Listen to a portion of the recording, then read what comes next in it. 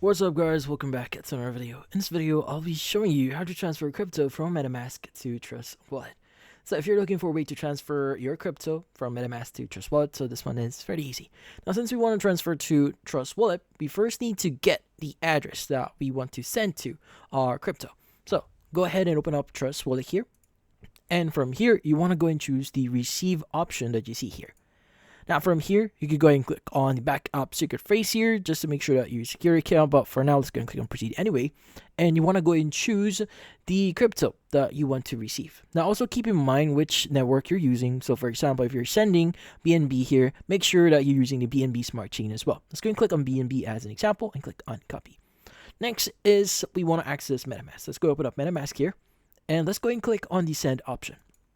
Now, the first thing that you want to do here is you want to go ahead and choose the firm account, and you want to make sure that you've chosen the correct account here that has the appropriate funds to make the transfer.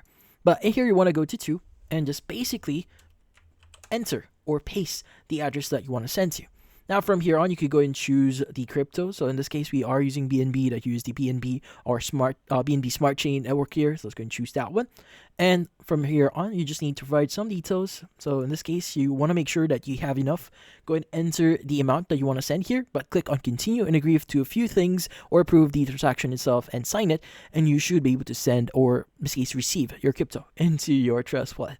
Now, just keep in mind that the transaction itself might take a few seconds or a few minutes. So just wait for it. But as long as the network is correct and you're sending the matching crypto here, you should be good. And that's about it. So, if you found this video helpful, don't forget to leave a like or maybe subscribe to our channel. Thank you for watching.